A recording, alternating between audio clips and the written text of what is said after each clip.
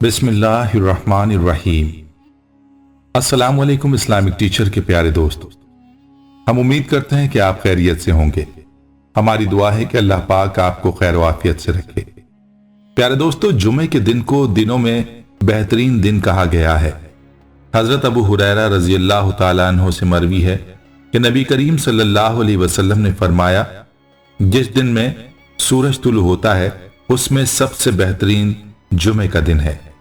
उसी दिन में हजरत आदम अलैहिस्सलाम पैदा हुए, उसी दिन जन्नत में दाखिल किए गए और उसी दिन उससे निकाले गए। दोस्तों, जुमा वो दिन है जिसमें गुनाहों की मुआफी होती है।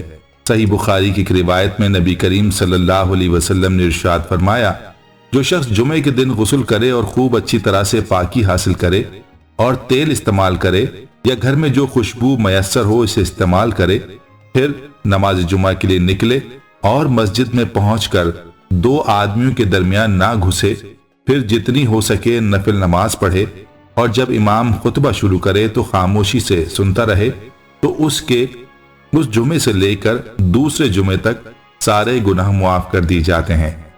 आज हम आपको जुमे के दिन का एक खास वजीफा बताने जा रहे हैं जो कि कुरानी वजीफा है और दौलत के हुसूल के लिए इंतहाई मुजर्रब वजीफा है। इस वजीफे से आप पर माल और दौलत की और अल्लाह के फजल की इंशाअल्लाह बारिश होगी। ये वजीफा कई लोगों का आजमाया हुआ वजीफा है। ये कुरान पाक की कौन सी सूरत है और इसका वजीफा आपने जुमे के दिन किस वक्त और कैसे करना है, इस बारे में जानने के लिए आपसे इल्तिमास है कि वीडियो को आखिर तक जरूर देखिएगा।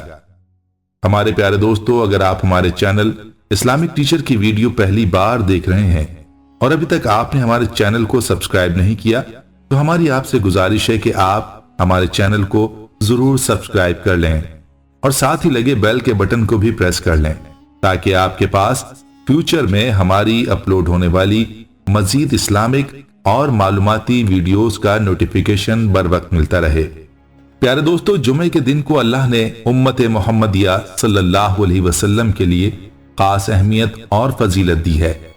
हदीस पाक में आता है कि जुमे के दिन में एक खास घड़ी ऐसी है कि जिसमें दुआ कबूल होती है और हमारा आज का वजीफा भी बतलाए गए कबूलियत के औकात में बताया गया है। आज हम आपको जो वजीफा बताने जा रहे हैं वो वजीफा कुरान पाक की मुख्तसर सूरत का है और कहा जाता है कि ये सूरत कुरान पाक की मुख्तसर तरीन सूरत है, जिसे सूरह कौसर कहते हैं।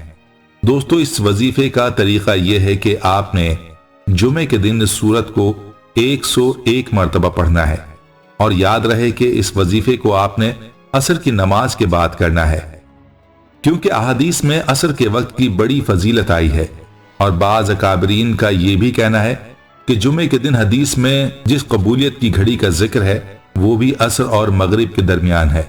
इसीलिए इस वजीफे को असर के बाद करने का बोला गया है, ताकि कबूलियत की घड़ियों में मकसद का हुसूल जल्द हासिल हो सके। जिस मकसद के लिए आप ये वजीफा कर रहे हैं, यानी जितना जल्द आपकी दुआ कबूल होगी उतना ही जल्द आप पर दौलत की फरावानी होगी।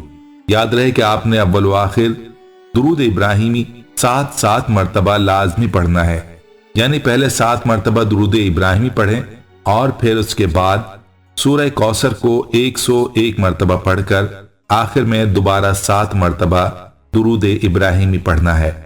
इस तरह से आपका वजीफा मुकम्मल हो जाएगा। लेकिन याद रहे कि वजीफे की असल अल्लाह की तवज्जो को अपनी तरफ मबजूल कराना होता है। जब आपको वजीफे के जरिए अल्लाह की तवज्जो हासिल हो जाए और वजीफे से आपकी अपनी भी कैफियत बन जाए, तो फिर अल्लाह के हुजूर खूब आजिज़ी और इंकिसारी के साथ दुआ करें।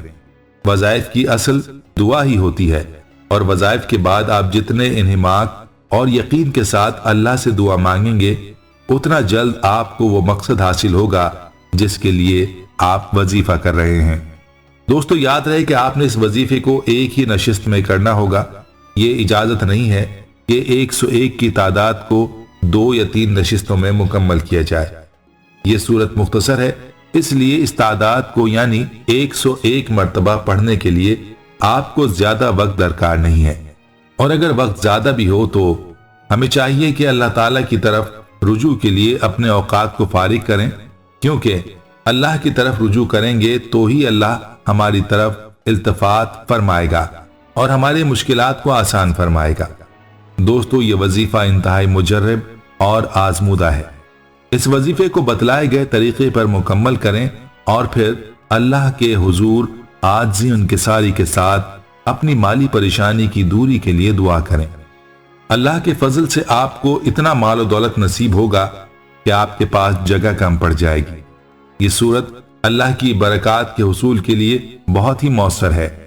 جب اس صورت کے وظیفے کے وسیلے سے آپ اللہ سے مال و دولت مانگیں گے تو آپ کو انشاءاللہ ایسی دولت ملے گی کہ آپ کو خود یقین نہ آئے گا، لیکن شرط یہ ہے کہ یکسوئی کے ساتھ اور کامل یقین کے ساتھ کیا جائے، آزمانے کی نیت سے نہ کیا جائے کہ جدھر بہت سے عمل کیے اس کو بھی کر کے دیکھ لیتے ہیں۔ اس عقیدے سے کریں گے تو فائدہ نہ ہوگا۔ دوستو، یاد رہے کہ بندہ اللہ کے ساتھ جس طرح کا گمان رکھتا ہے تو اللہ تعالیٰ اس کے ساتھ ویسا ہی معاملہ فرماتا ہے۔